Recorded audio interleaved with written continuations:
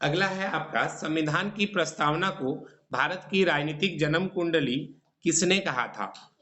तो के एम मुंशी ने क्या कहा था? इसे राजनीतिक जन्म कुंडली कहा था, ध्यान रखिएगा। अगला क्वेश्चन है, किसने कहा भारतीय संविधान वकीलों का स्वर्ग है? भारतीय संविधान की बात करें तो यह वकीलों के लिए स्वर्ग है। किसने कहा था? प्रोफेसर आइवर जेनिंग्स ने कहा था कि भारतीय संविधान वकीलों का स्वर्ग है। अगला है आपका, संविधान सभा का चुनाव निम्नलिखित में से किस आधार पर हुआ था? तो संविधान सभा का चुनाव की अगर हम बात करें तो यह आपका वर्गीय मताधिकार, बिल्कुल सही बात है। इसका जो है किस आधार पर हुआ था? वर्गीय मताधिकार पर हुआ था। 25वां नंबर, सर्वोच्च न्यायालय ने किस केस में संविधान के अमूल ढांचे का सूत्रपात किया? अमूल ढांचे का जो सूत्रपात किया था कौन सा में था? केशवानंद भारती केस, केशवानंद भारती केस, ध्यान रखिएगा। अगला है, संविधानवाद का क्या अर्थ है? तो संविधानवाद का अर्थ है लोगों को कानून का शासन हो, लोगों को क्या हो? कानून का शासन प्राप्त हो, और प्रत्येक राज्य का अपना संविधान हो, और प्रत्येक राज्य का क्या हो? अपना संविधान है। शासन का गठन संविधान के नियम के अनुसार हो, तो सारा चीज हो जाएगा, यानी ऑप्शन डी। संविधान को परिभाषित करें। संविधान क्या है? तो देश की शासन प्रणाली को विवेचित करने वाला कानून है।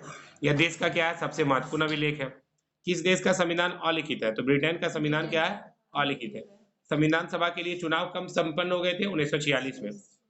क्रिप्स मिशन का कोई एक सुझाव लिखे। डोमिनियन राज्य के दर्जे के साथ भारतीय संघ की स्थापना।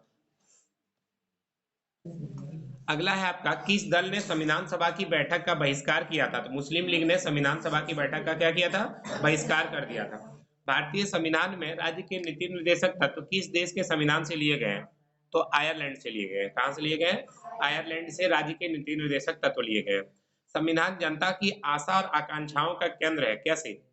तो भाई राज्य का नीति निर्देशक और मौलिक अधिकार के कारण।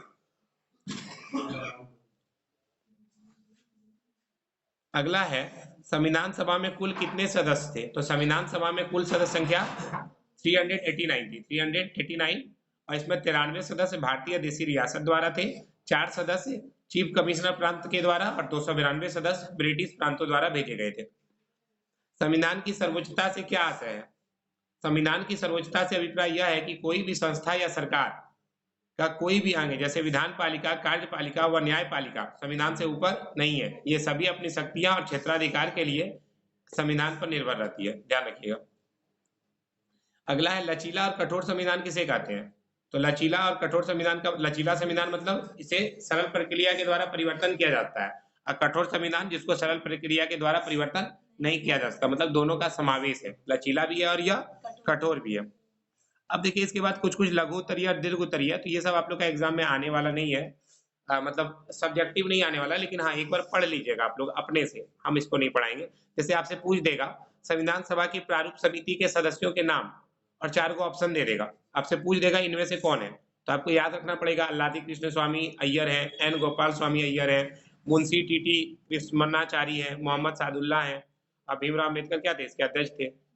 उद्देश्य प्रस्ताव किसने पास किया? हालांकि हम पहले बता चुके हैं जवाहरलाल नेहरू, लेकिन ऑब्जेक्टिव में ये आपका लिखा हुआ नहीं था, तो ये सब भी एक बार क्या कीजिएगा आप लोग पढ़ लीजिएगा। अच्छा, इसके अलावा क्या भारतीय संविधान में एकात्मक तत्व है? इसमें इकहरी नागरिकता का प्रावधान है। देखिए ये एक एक्स्ट्रा आ गया आपका, भारतीय संविधान में कौन सी नागरिकता है? इकहरी नागरिकता है, ध्यान रखिएगा। तो ये सब आपको सब्जेक्टिव वाला पढ़ना है, बट कॉपी पे लिखना नहीं है, ठीक है, क्योंकि कॉपी पर लिखिएगा तो फिर बहुत सारा हो जाएगा, तो उसको लिखना नहीं है। हाँ, इसके अलावा देखिए एक चीज और यहाँ पर देखिए मिल गया, भारतीय संविधान में कितनी भाषाओं को मान्यता प्रदान किया गया है? तो भारतीय संविधान में 22 भाषाओं को मान्यता दी गई है। कितनी भाषाओं को? 22 भाषाओं को। तो इस तरह ये चैप्टर आपका जो है लगभग कंप्लीट हो जाता है, पहला चैप्टर। आप लोग इसको क्या कीजिएगा, पूरा लिख लीजिएगा कॉपी पर। Thank you so much.